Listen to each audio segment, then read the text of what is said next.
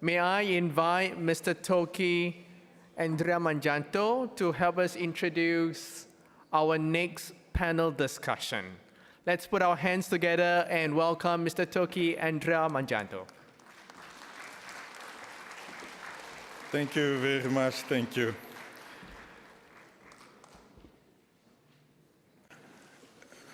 Dans un monde globalisé, in a globalized world,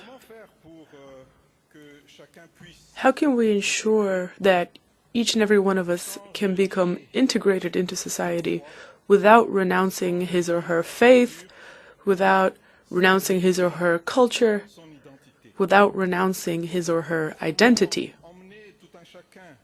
How can we bring everyone together and make sure that everyone is tolerant and can accept the other so as to maintain social harmony? So we will talk about governance, education, ethics, and so we will open the third roundtable discussion, the third panel, on the topic of maintaining social harmony using morality, ethics, and causality education. And I would like to ask you to give a warm welcome to the moderator of this panel, His Excellency Mr. Michael Worbs, former chairman of the UNESCO Executive Board. Please. As well as our speakers today, Professor Enric Olivé Serret, a director of the UNESCO Chair for Intercultural Dialogue in the Mediterranean. Please.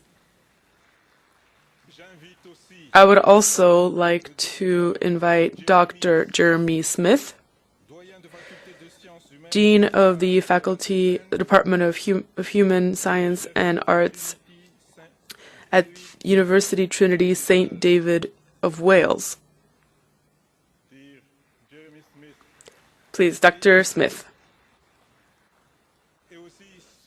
And also His Excellency Mr. Agron Budjaku, former ambassador from the Republic of Macedonia to UNESCO and director of the Crisis Management Center in Macedonia.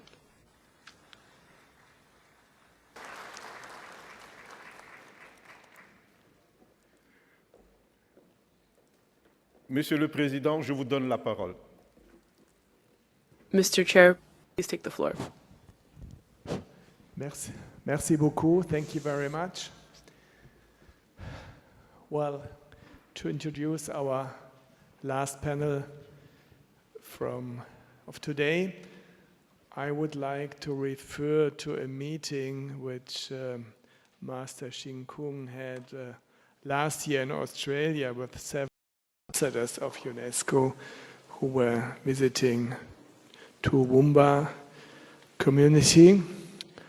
And he said, he reminded the ambassadors of an ancient Chinese saying, namely that education is essential in building a country and guiding its people.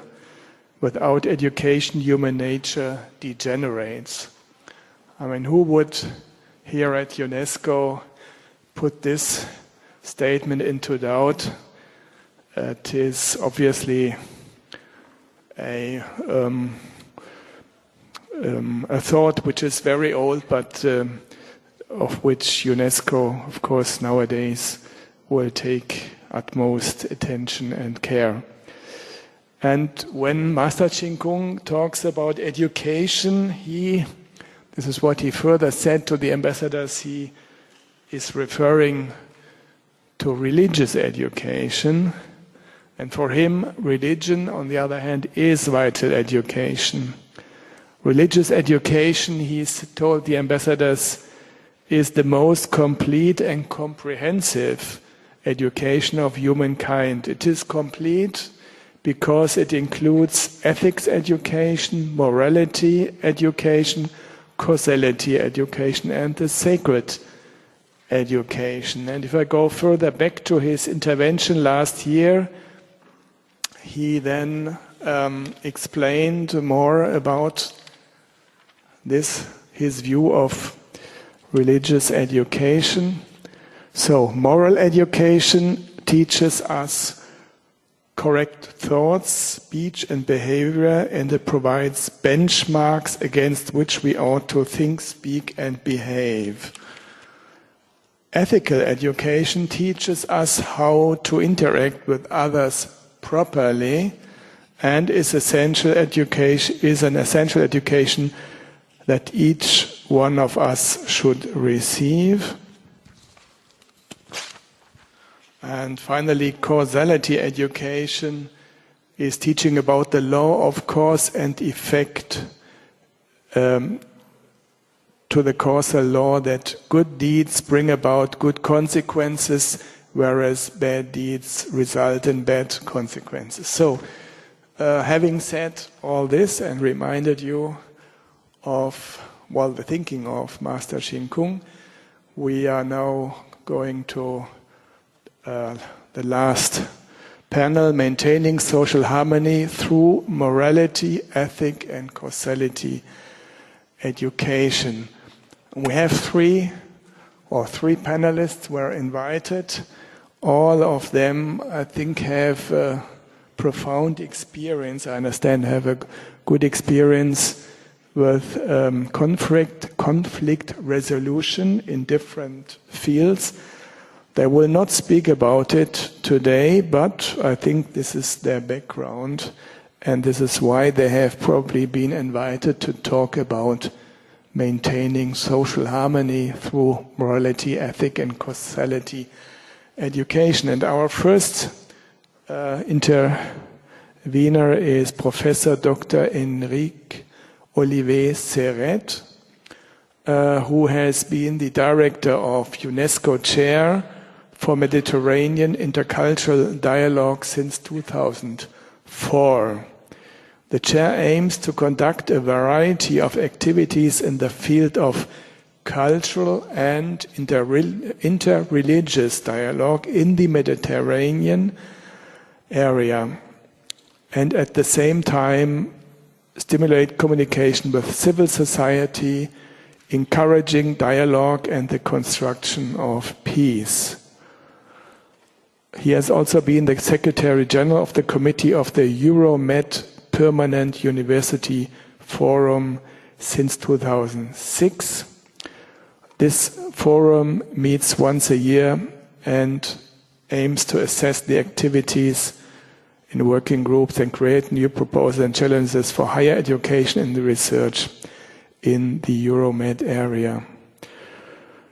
So, Professor Serret, I would like to give you the floor and to enlighten us about the topic of our last panel today.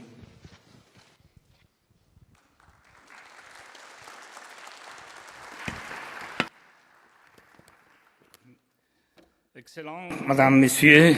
Excellencies, ladies and gentlemen, I would like to thank UNESCO and, of course, the organizers of this conference for hosting it and for giving us this opportunity to speak here today. First and foremost, we must reflect on what we mean by a harmonious society and on its relationship with tolerance. In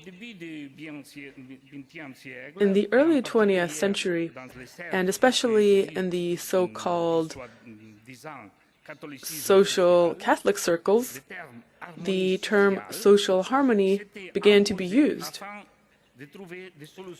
as a way to find solutions to very serious social problems, labor problems, which capitalist society was facing at the time. It was necessary to reduce the enormous gap between social classes and to expand people's opportunities to use the social elevator. Because of fear, upper classes decided to seek solutions to the social problem of the day and to attempt to move the working class away from anarchism and communism.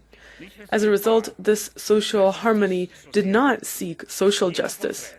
Quite on the contrary, it was a tool used to neutralize those ideas and organizations that questioned the existing social order. A century later, today's world is anxiously searching for a new social harmony that would also help eliminate fear and terror. Today, the danger we face is not the unequal status of various classes, but rather a lack of balance between nations and continents. Specifically, how can we live in a pluralistic world where different religions and religious beliefs are ubiquitous and not limited geographically? Knowing the other in its entirety is the foundation of tolerance, and ambitious and generous tolerance, which not only means respecting other people's convictions, but also learning about them. Tolerance enhances and makes social harmony possible if it goes beyond simple recognition. It indicates that we can have a new form of human relations based on the harmonious coexistence and growth of different beliefs. However, in the 21st century, tolerance and social harmony are traveling in the same vehicle as a refusal of spirituality and the promotion of an intolerant form of secular order. In the face of this religious trend, Europe and the Western world as a whole are at a very complex crossroads. On the one hand, our society is very secular, and especially among the youth, it rejects all religious culture and traditions. And this is labeled progress. On the other hand, recent migratory trends, as well as second and third generation immigrants, have brought a population with a high degree of religious culture to Europe. But these populations do not necessarily possess deep knowledge of their own beliefs. The result of these two phenomena is a shock to both individuals and society as a whole, either in the form of complete ignorance of the other, or in the form of radical phenomena and actions supposedly inspired by religious traditions. Legal, education, and organizational systems in Europe must face this new situation. First and foremost, we need to identify the level of understanding of religious culture, especially among the three most affected groups: journalists, educators, and young people. Historically speaking, the European Union emerged in a post-war context in a culturally homogeneous society in the 1950s. After 65 years, the cultural and religious makeup of Europe and the Western world have become much more pluralistic, but also more ignorant with regard to religious traditions, and is much less spiritual overall. Analyzing this phenomenon, we ought to explore and propose a new kind of religious culture that takes all of these changes into account. This exploration must help us to reconcile the quest for a new kind of spirituality, for example, through the practice of mindfulness or other techniques known to the fields of neurology and clinical psychology. And in this regard, we also must ensure that we can strengthen the classical knowledge of traditional religious culture and its artistic and liturgical forms in order to promote respect for all spiritual and mystic traditions, which will enrich research between students of the world as well as their educators and media professionals when it comes to the culture of peace. The first generation of European citizens coming from former colonies had a very important choice to make to ensure that their members would be recognized as citizens on an equal footing with others. And this generation had to bury a large portion of their religious beliefs as well as cultural religious practices. But the second and third generations have seen that in practice, these concessions did not reward them with the same level of citizenship and with equality for all. In addition, the deterioration of their own religious culture meant that they are incapable of finding their own spiritual path. And these young Europeans of the third generation are disoriented, they are illiterate with regard to their own traditions, and this makes them easy prey for unscrupulous preachers who want to use them for their own purposes, that is, for this distorted idea of jihad. And so let's look together at a very recent example. Last year, the attacks in Barcelona and Cambrils in Catalonia. Let's look at a case study, which is part of the phenomenon that we are currently discussing.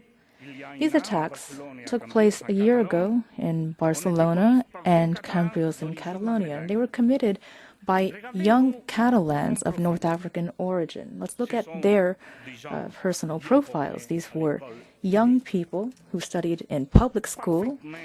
They seem to be perfectly integrated into their semi-rural environs within Catalonia. But they did not grow up in an urban, low-income suburb of banlieue. They were living in small cities in the center of Catalonia. These were good students, good people, good citizens. But in the space of just a few months, they vanished from their social environment and radicalized, believing that jihad consisted of indiscriminately killing their fellow citizens. So what could have happened within such a short time frame to distort the thinking of these young Catalans of good breeding? Now, the response is quite complex. On one hand, there is usually a charismatic authority figure that helps to radicalize the youth. In this case, an imam that was known to the Spanish Secret Service, but was not known to the Catalonian police.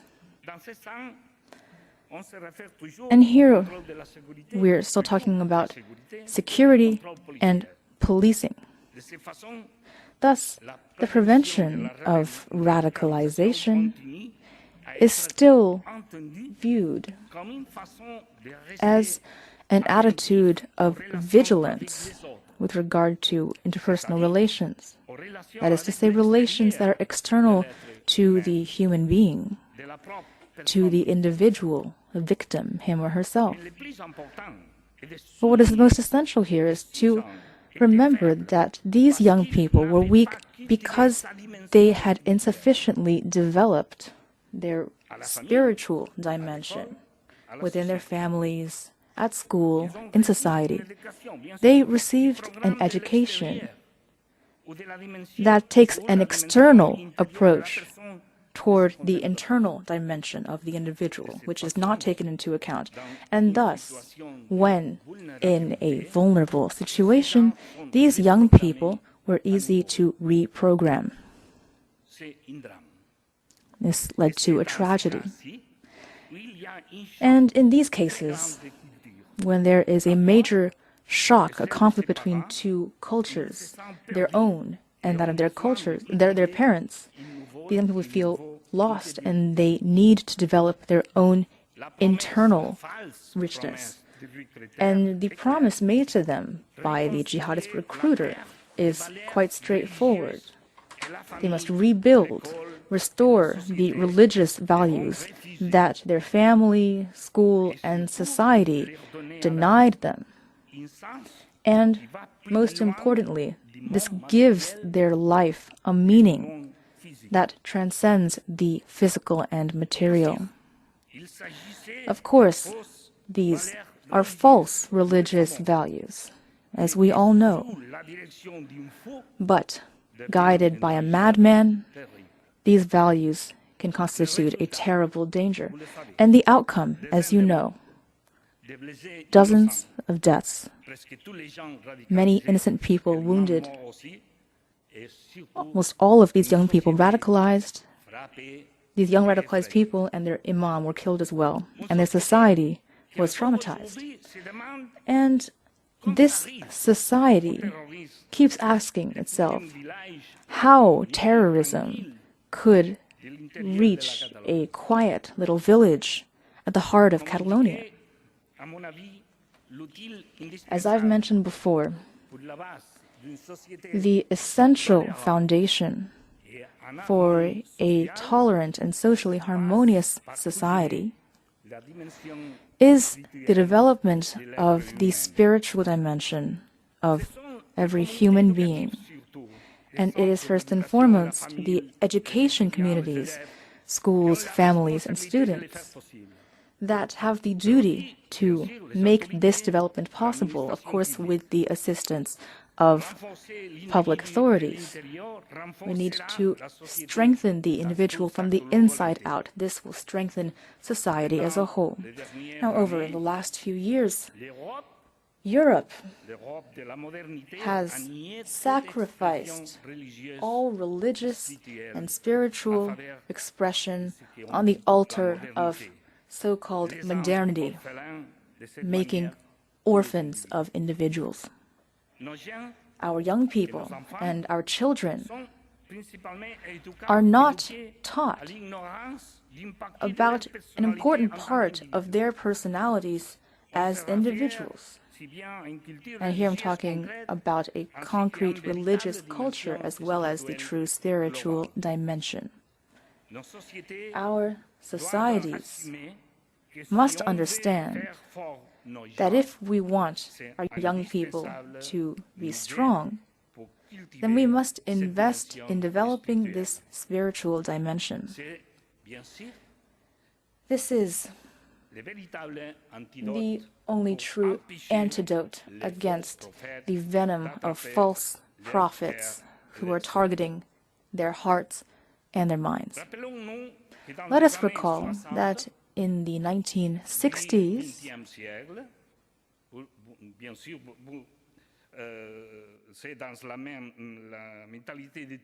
and this is in the same vein, young people seeking a spiritual life turned to gurus and false leaders without reflection. And these gurus and false leaders would often lead them on the path toward despair, drugs, and suicide. Today, these ideals have been transformed into terrible jihad.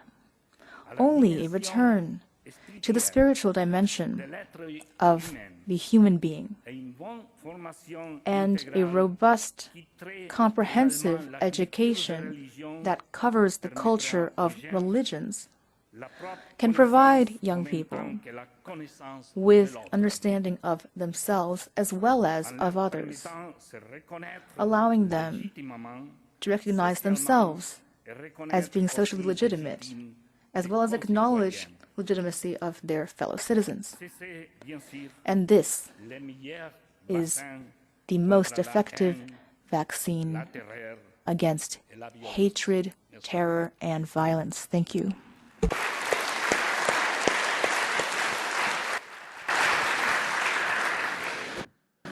Merci.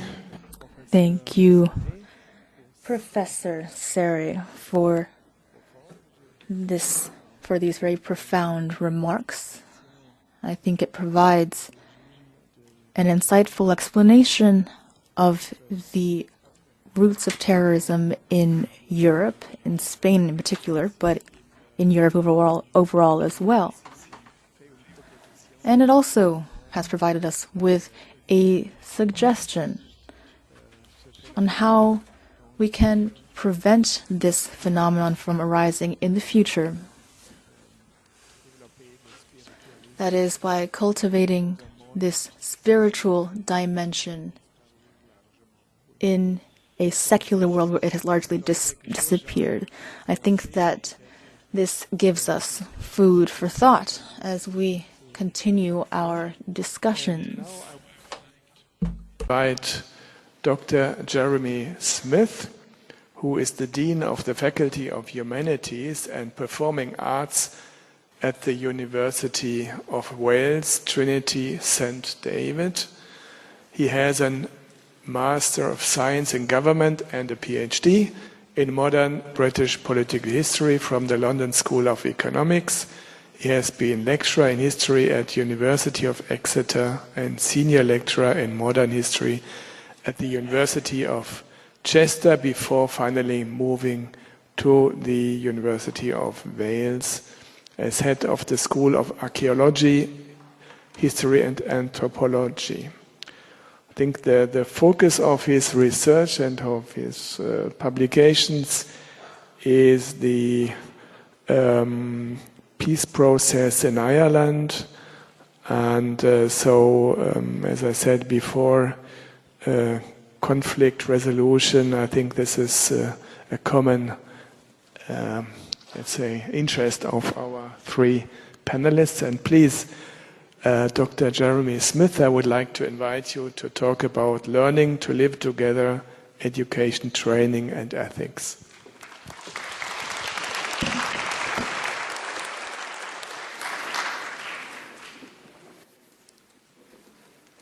Venerables, ambassadors, distinguished guests and friends. Can I first of all thank the organisers of this conference for the opportunity to come and speak at UNESCO. Can I also thank the previous speakers and panellists for what up to now has been a very interesting and important conference. I'd like to speak on education ethics. Establishing and sustaining social harmony is no easy thing, and one suspects if we look at large parts of the world today, it's probably getting harder. Few commentators, politicians, or religious leaders today would question the notion that the future holds enormous challenges to the social cohesion of global communities, regardless of whether those communities are urban or rural, large or small, in Africa, Asia, or indeed Europe. Change is coming, and coming fast.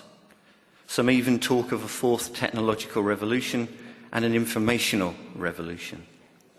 And it's hard not to see why.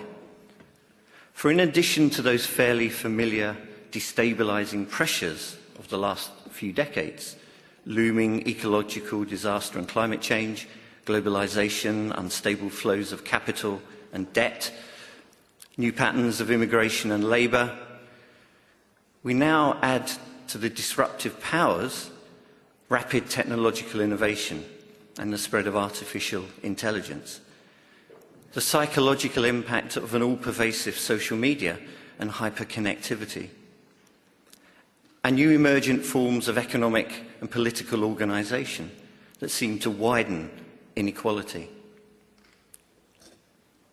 Against this collection of forces, societies are likely to undergo far-reaching, rapid and highly disruptive cultural and economic change.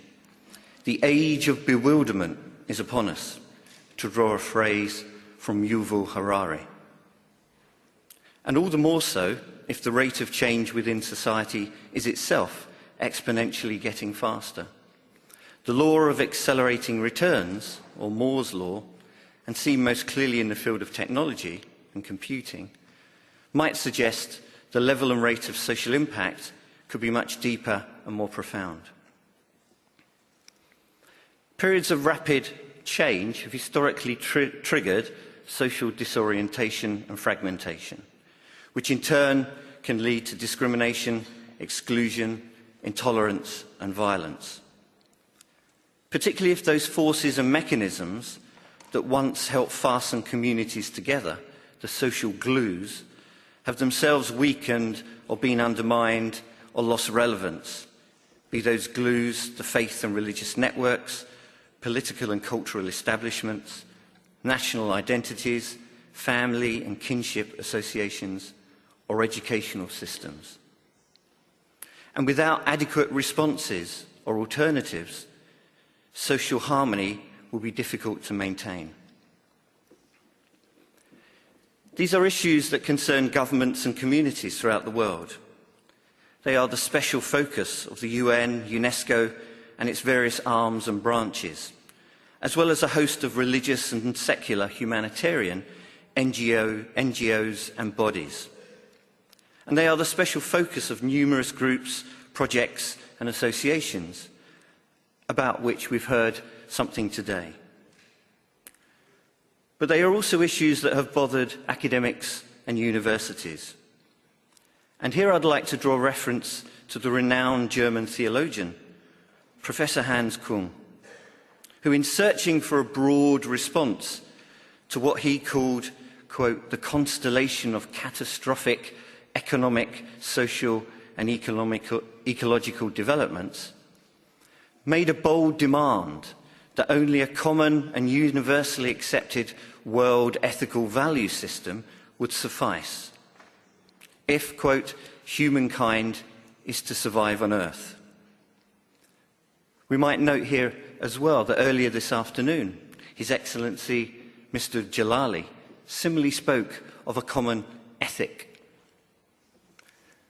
For Küng, a common global ethical platform that could underpin and reimagine political, economic and technological developments, not to resist them, and an agreed ethical platform that would realise in practice a shared belief in basic human rights, lessening the gap between rich and poor, addressing ecological disaster, a holistic view of the world and human beings, the avoidance of war, and instilling tolerance, generosity and compassion.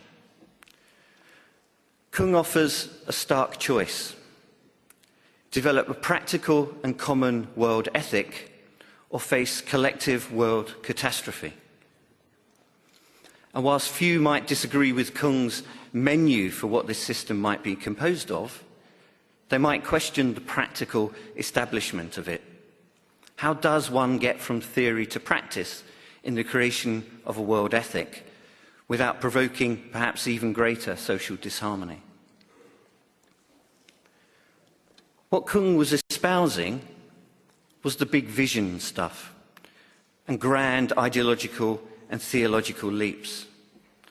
But he was offering a clarion call to different religious and faith communities to step up to the mark and take a leading role, to work towards deepening and spreading interfaith dialogue and intercultural engagement and education as practical steps towards building a functioning world ethic. As he wrote in his 1990 book, Global Responsibility, quote, "No human life together without a world ethic for nations. No peace amongst nations without peace amongst religions. No peace among religions without dialogue among the religions. And we have heard much today about the types and range of projects undertaken by different religious groups and across the world. And I suspect we were all deeply moved by what we heard about the projects taking place in Beirut. Perhaps not surprisingly, given he was a professor of theology at Tübingen University in Germany, his call to the different religions and faith communities for practical steps to a new ethical and social responsibility might also have been directed at education in general and universities in particular. After all, universities, as with religious institutions, are similarly powerful cultural engines which form and transform ideas, ethics and values, which construct meaning and which create, train and interpret within communities and societies as a whole. In many ways, the university is uniquely placed to respond to issues of social cohesion and social harmony, given their vision and mission is both of an applied and an idealistic nature. They are both economically rooted in community needs, as well as purveyors of new ideas and thinking. Questions over the precise role and purpose of a university within society and communities have been a long-standing consideration, but in essentials had until a decade or so ago changed very little since the 19th century. That role was one of embedded structures based on the production of graduates, pure research, academic hierarchy, invention, elitism, and high academy. However, over the last 20 years, there has been a significant shift in the way universities have reconceptualized their role within society, evolving beyond their core business into more or less mechanisms increasingly dedicated to activities underpinned by social obligation and ethical literacy, of partnering business in sustainable economic renewal and exploring applied and practice-based enterprises, of acting as distributors of cultural and artistic resource and value, or as hubs for networks of digital connectivity and as vehicles for studying and altering structural inequality, prejudice and intolerance. Universities increasingly recognise their role in society as ones of fulfilling social responsibility and as agents for social inclusion, harmony and ethical transformation. This is certainly a path upon which our university has been set over the past few years. And in partnering closely with the Venerable Master and the Multicultural Education Foundation, has taken practical and innovative steps forward in this particular direction. Working together, we launched in 2016 an Academy of Sinology to create programs that explore and disseminate the values and ethics of different cultures, experiences and backgrounds within a contemporary context. Programs that purposely foster wider cultural and religious understanding and dialogue in order to bridge religious and philosophical traditions between the East and West. And once trained through the academy, students take this knowledge back into communities, schools, to help in the practical mission of educating for peace and understanding through dialogue and awareness. A similar practical and applied approach to interreligious, intercultural dialogue underpins our professional doctoral programme in interfaith studies. And note the word professional in the label for a doctorate. For here is a scheme operating under the guidance of the Venerable Master, in which high-caliber doctoral students from different backgrounds and faiths explore within the ancient texts and faiths patterns of commonality, and uncover the essential sameness flowing within and beneath the various parables, texts and stories of the world's faith communities. A commonality and interreligious knowledge that students will then use in applied interfaith dialogue and constructive community engagement and bridge building projects. And in the future, we hope to build upon these innovative projects by again working closely with the Venerable Master and others in operationalising key elements of the formative UNESCO document, the International Decade for the Rapprochement of Cultures. In particular, to develop training opportunities in youth leadership, designed to equip young leaders from around the world with an appropriate ethical literacy and social mission, alongside necessary skills and expertise in conflict resolution, intercultural understanding, and project management. It is a combination of ethical learning and practical skills to create a suitably equipped group of young leaders who are then able to return to their communities to initiate and lead a range of community-based projects and peace-building initiatives. After all, as has been said on a number of times today, it is only through the young that social transformation and harmony will come. So it is upon us in educational institutions to give them the right skills and ethical framework to undertake this role. Universities then, far from their fairly privileged position within societies, have a clear responsibility to develop an active and practical role to play in the construction and maintenance of social cohesion.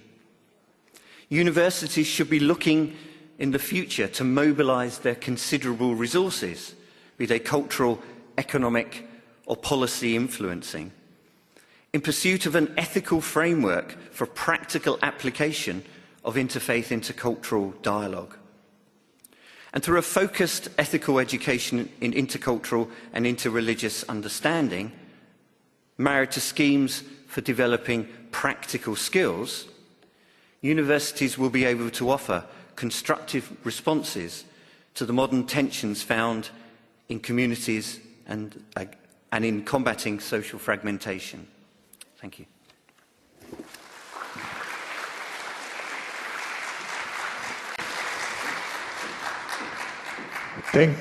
Thank you, Dr. Smith, for your intervention, for the thoughts you shared with us, and also your, let's say, practical approach using university to maintain social harmony. And also found interesting your reference to the German theologue Hans Küng, who did teach theology together with the former Pope Benedict in Tübingen in Germany, and who later went into different directions, but I think they still talk to each other and on a very high intellectual level. Anyway, thank you for your contribution, and now as last panelist I would like to invite His Excellency Mr. Agron Budjaku, former ambassador of the Republic of Macedonia to UNESCO and also in France, to take the floor. Dr. Budjaku was ambassador from 2011 to 2015, so we spent some time together here, and I still remember a trip to Oman, which is a country of tolerance and of interreligious dialogue, and we could learn this during our trip. Also, Dr. Budjaku is in a way concerned with conflict resolution. He is representing the Albanian minority in the government of his country, 26%. It's not a small minority, and there are historically frictions between majority and minority, but he is anyway constructively representing and trying to overcome these conflicts, and he's now director of a crisis management institution of the government. So he, with the full support and being in the government, he's doing this wonderful job. Please, Dr. Budjaku.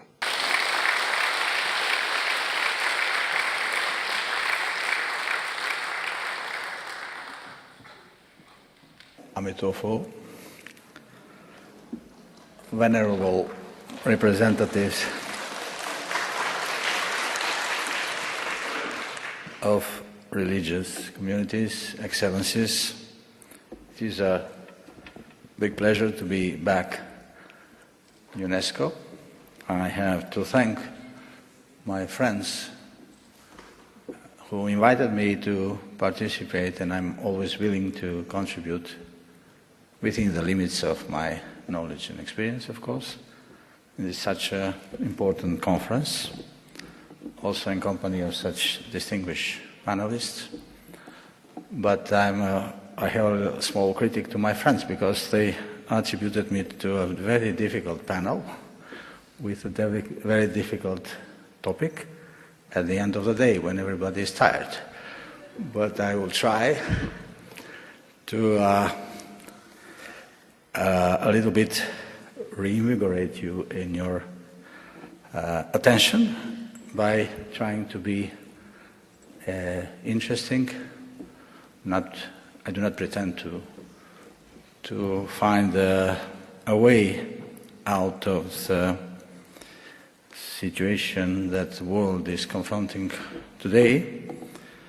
And the topic is education for reconstruction and maintenance of social orders. Social order and all these concepts per se are very huge and difficult concepts. They have to do, especially social harmony, with culture.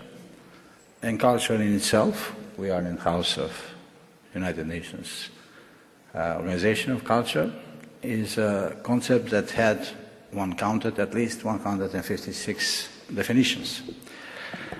But nevertheless, without any pretensions to find a solution to today's problems, I will start with what Master Chin Kung always emphasizes, and I will mention him on many times in my discourse because he has deeply influenced my way of thinking and my personality, I would say, since I met him in 2012. Today we are living in a world which is marked by rampant globalization, but in a way, this globalization has also a very positive things, which means that in an instant can bring people together from all over the world. But on the other side, this exchange of information raises or brings about or increase complexity of global world. Because the very speed of change is disorienting. As a result, we have a cultural anxiety in different social environments. For a long time, traditional societies have lived and used to live in a clearly structured society, and clearly structured personal relations. And now, as the distinguished ambassador, former moderator of, the moderator of the former panel, Mr. Joe Lau, His Excellency Ambassador of Iran, has mentioned, we are now, overall in the world, in a way taught by different media and pushed towards a thinking or approach of human history and development as a linear one, meaning towards progress, advancement, measurement of GDP, and in all the news all over the world, there are always results of the trade exchange and the GDP, which means that the element of spirituality, the element of well-being is missing, which brings about a result which are not so bright and which are predicted by a book that Master Ching Kung and Pure Land Association presented to me as a gift in 2012, which is called The Governing Principles of Ancient China. In these principles, which is now 3 volumes already published, in a saying of Chang Yan, is explained that social trends have their origins and social customs have their roots.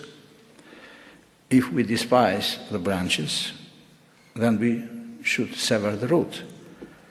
If we detest a dirty river, we must block it off at its source.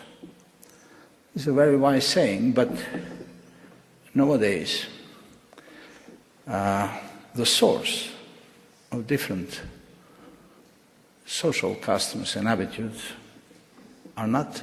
is not local. So the inter-reaction of different cultures brings about the bad customs, the ugly reactions, that is very difficult to deal with because they are not local. In that sense, education is very important because education should bring about in each and every society the best practices of dealing with moral and ethics, which in today's secular world, especially speaking about religious education, is missing. And mostly, not all, ideologies prevalent in the 20th and continuing in the 21st centuries has been born in Europe. I speak about communism, liberalism, and nationalism, which are all, in a way, secularist. They promote secularism,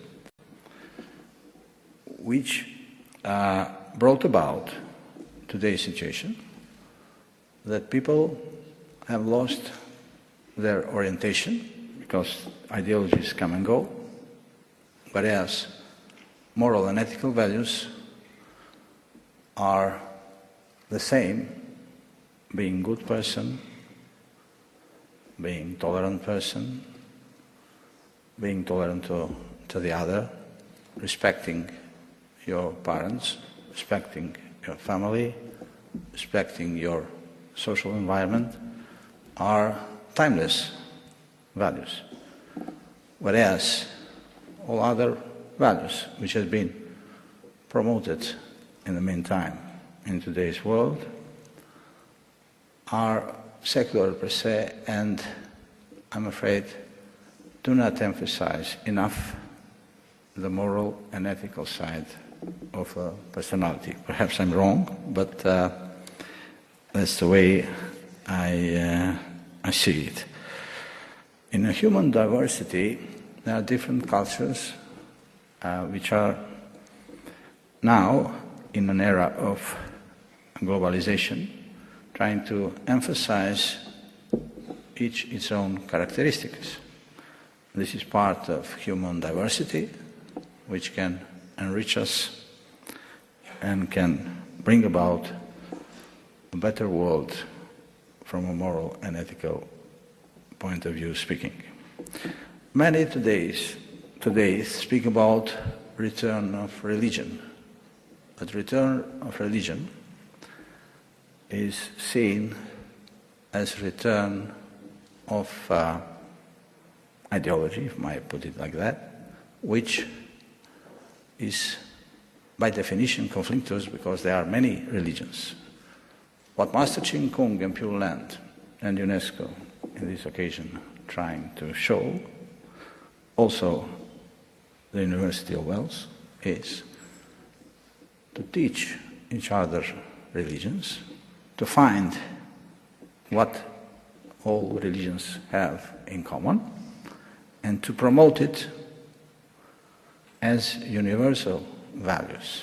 Now, I speak about religious universal values. Perhaps it may sound a little bit strange, but it is not, because religions all over the world are promoting peace, and promoting also a well-being and good personality, building of belief that this world can be a better world for everybody to live in. Master Chin Kung has, in a way, today said a very important phrase during his presentation, which brings about how simple and easy it is to deal with a situation that he himself said everybody is looking at as something very difficult to achieve, which means he mentioned 4 methods of how to bring peace, harmony, and religious cooperation. By everybody in its surroundings can do that by promoting the methods of Master Chin Kung, which I think, and I'm sure persuaded, that has a large vision of the world, but also in his action has a very pragmatical approach of how to deal with big topics and big subjects, which means in his efforts to bring about peace and harmony and cooperation between among religions. I have not, I met many times Master Chin Kung, but I've never asked him why Victorian or why Wales, Great Britain, has been chosen for this university. But I think that there's a lot returning back to education. There is a lot of similarity between 2 great civilizations and cultures, which are in a way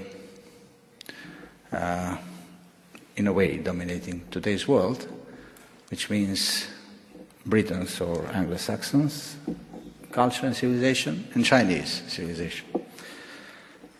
In a way that some values and the way they educate the elites from Victorian era or Confucian education, emphasizing the gentleman, or correct me if my Chinese, I don't speak Chinese, is wrong, Junsi, a gentleman, good, benevolent person. That means by educating the leaders gentlemen in good behavior vis-à-vis their people by, in a way, ritualizing the behavior within family, within society, in a strict manner, brings about a harmony, a social harmony, which means the well-being of the people. Of course, many things cannot be applied today. Confucius lived 2.5 million years ago. The Victorian era was in the 19th century, but the British civilization started its rise in the 17th century.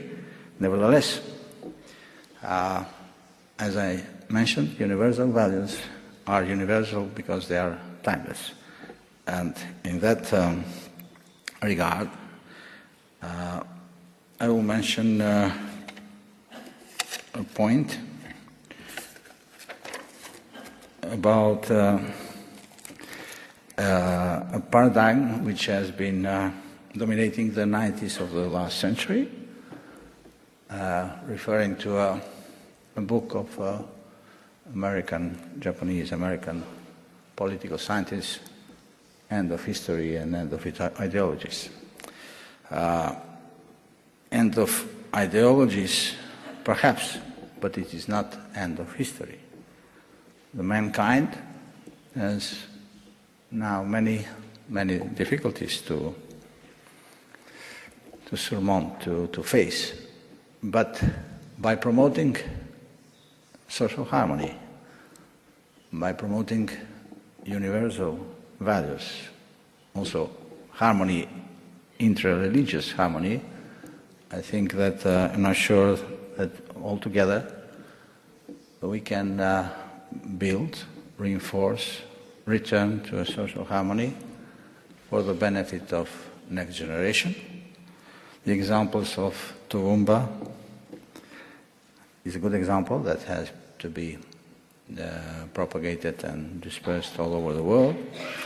This meeting is a very good way to show that people from different cultures, different religions, different cultural values can work together in building a more safe and prosperous world for the next generation. Thank you for your attention.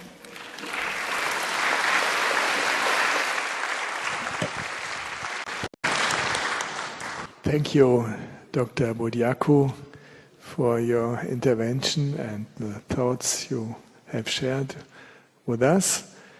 Well, I think we have still a little bit of time, and I would like, well, first of all, I would like to ask whether anybody of you, I mean, we are here on the panel, whether you want to react to one of, among you yourselves, whether you have any comment, or if not, we go directly to the audience and ask for questions and answers.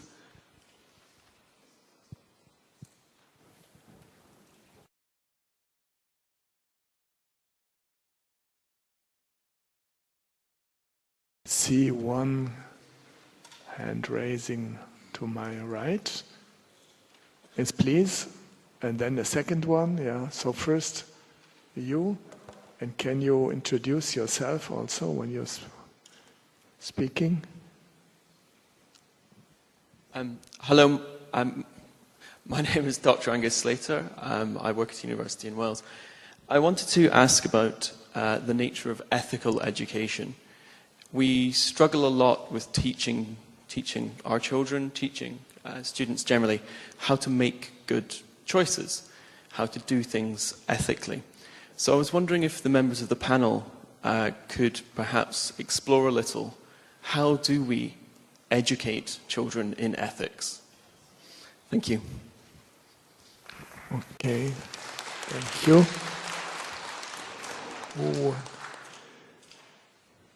Who would like to answer you? Dr. Jeremy Smith. Thank you. Since he's come from the same institution as me, I'll answer his question. I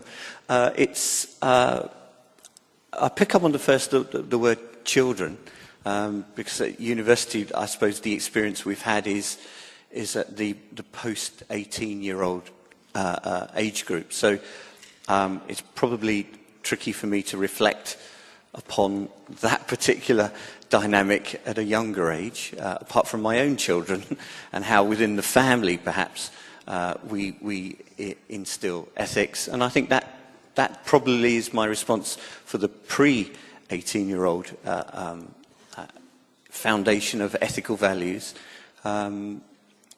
is best embedded in the family and then reinforced at school as well. For the post-18-year-old ethical, I think it's a combination of dialogue, it's a combination of exploring through debate in class, it's a case of examples and broader reading. I think it's a case of engagement on a sustained level with them. I think it's also empowering them, which obviously universities can do, to allow them to find their own way towards an ethical, a new ethical literacy. Higher education is about guiding and steering rather than in some sort of authoritarian type of approach, imposing. So I wouldn't say it's a one silver bullet approach, but I think there's a range of ways ethics should be brought into the post-18-year-old education. And that's not just through religious studies and theology. I think this, regardless of subject, this type of ethicization, for want of a phrase, can be adopted. Thank you. I hope this answers your question. I saw somebody else on the right side, seen from here, who wants to speak, and please also introduce yourself when you start.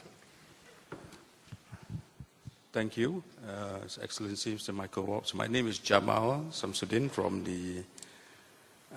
Malaysia, Pure Land, Malaysia, and I have two questions and some response to Professor Enric. One is that you mentioned about the problem of secularization among the youth in Europe. You have a significant trend, and the question is, how do you reverse this trend? Because if you have the thinking of secularization, then the elements of morality, ethics, based on our spiritual beliefs will be hard to inculcate in the youth. That's question one. And then question two, you gave a very interesting example of Catalan case of violence, I would call it, or maybe even terrorism. Maybe one thing that when we look at terrorism, it is an antithesis to peaceful coexistence. So when we look at terrorism, I would also want to look at state-sponsored terrorism, the significant problems that we have around the world, and how do we little people, the average people, what can we do to resolve some of these huge issues? For example, the Rohingyas in Burma, in Syria, and then the list goes on and on. How do we handle this? Because the impact, I would think, of state-sponsored terrorism is significant. If you look at the case of the study by Dr. Robert Pape from the Chicago University, a case of suicide cases in 1985 to 2005, he came to the conclusion that suicide bombing and terrorism, the source of it is not religious-based. It is more based on the fight for their survival, their dignity, their economy, their country, and so on. So that is one interesting case that we can look at, study that we can look at. And how do we handle these issues, if you have any ideas? Thank you. Thank you for two important questions, interesting questions, and I would like to invite Professor Olivé Serret to Yes, I believe that school classes are very important, that it's very important to educate children in spirituality, and not just religious culture, because that is very important, of course, but in particular in spirituality, especially for young children. In Catalonia, we have a very interesting experience. There are some monks which have done some experiments with very young children of 4 or 5 years of age in schools, teaching them spirituality. And this is a new dimension, because, of course, we have always had Bible study schools, and the study of religion and of religious culture has been marginalized to a certain extent. Of course, spirituality as well. In my opinion, this is a horrible thing. And there is an even more important aspect, which is dividing the students depending on their family's religion. This is also a horrible thing, because there is communication between people with different religious backgrounds. There is a solidarity between people of different spiritual religious faiths. And secularism, this false modernity, in my opinion, is a problem. This very pro-secular approach has divided up people based on their religious faiths. And this has caused more divisions in society and in school. Merci. Thank you. And the second question? Would you also like to respond? Yes, the second question. It's a bit more difficult, of course. Of course, there's state terrorism, there's social terrorism. In the 19th century, we had anarchists. It was anarchists who caused social violence with various terrorist attacks, etc. And especially in Paris and Barcelona, everywhere. This is simply a historic fact that has always existed. But state terrorism is also a phenomenon. But terrorism, so-called religious terrorism, I don't think that's a very precise term, but in any case, religious terrorism didn't exist. It was not religious terrorism, it was ideological terrorism. So not religious terrorism, in my opinion. I believe that it's important to look at this spiritual dimension and emphasize the spiritual dimension to eliminate this form of violence. Merci beaucoup. Thank you very much. We have still 5 more minutes. Is there any other question? There was a hand being raised by the lady in the center.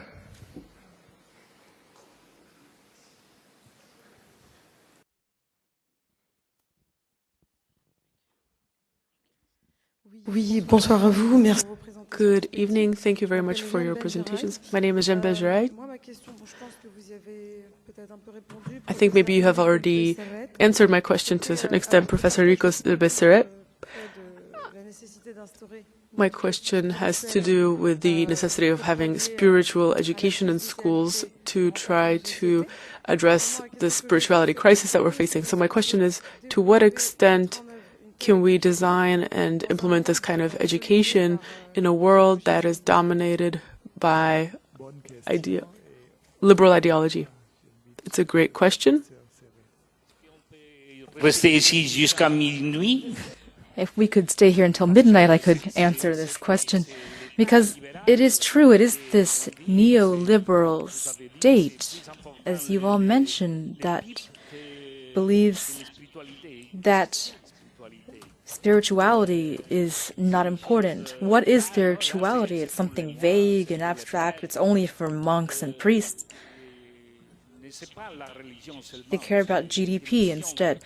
And therefore, religion, in the deeper sense, is not important to them. And it's very difficult to educate young people otherwise. But we need to convey the importance of rediscovering the spiritual dimension of our lives. And this is something that's very important to do in the most vulnerable societies and for those most at-risk groups in the population. But it is the government, it is the authorities that need to take action in this area. And I think that, well, I know Spain well, I know Catalonia, of course, and France as well. I know about French secularism, the secularism of Catalonia and Spain. And there really are no spiritual dimensions to speak of in public schools. I think that this is actually very important for our society's future.